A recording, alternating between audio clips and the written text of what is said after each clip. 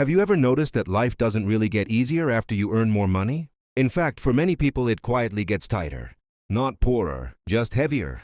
Because around the time you cross roughly $20,000 saved or earned beyond survival, something strange happens.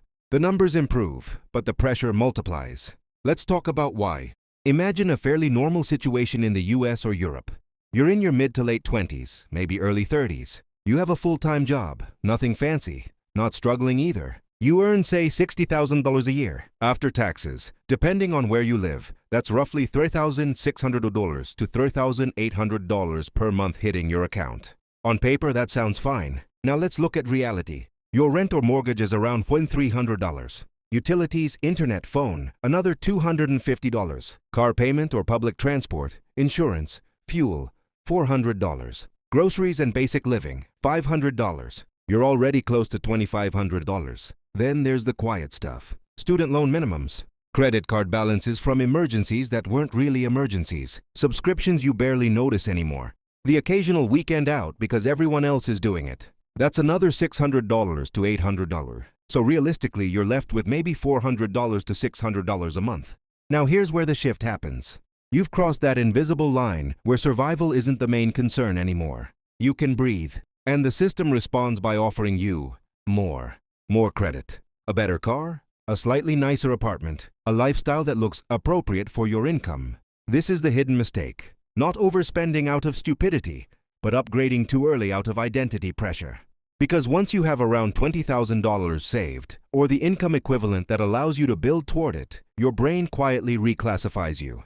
You stop thinking like someone protecting stability. You start thinking like someone who should be moving up, and that's expensive. Let's do simple math. Say you upgrade your car because the old one feels embarrassing now. Your payment jumps from $250 to $450. That's $200 more per month, $2,400 a year.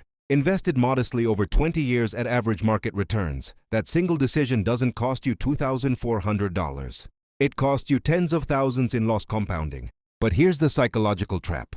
Humans don't feel future losses. We feel present relief. The nicer car removes friction today. The better apartment removes discomfort now. The upgraded lifestyle reduces social anxiety. Your brain rewards that. Financially intelligent people aren't smarter. They're just more aware of this bias. They understand that money after $20,000 is no longer about survival, it's about control. Most people assume earning more gives them freedom. In reality, earning more without restraint gives the system more leverage over you.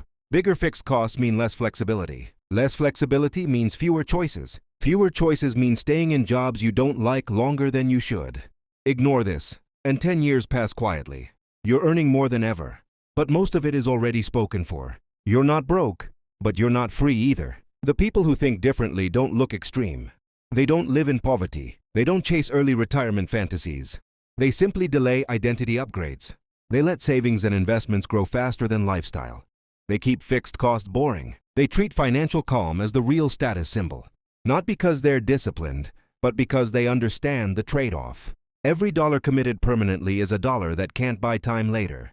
That's the real change after $20,000. Money stops being about comfort and starts being about optionality. And once you see that, you can't unsee it. If this way of thinking made things feel clearer, not heavier, you can like the video or subscribe. That's all.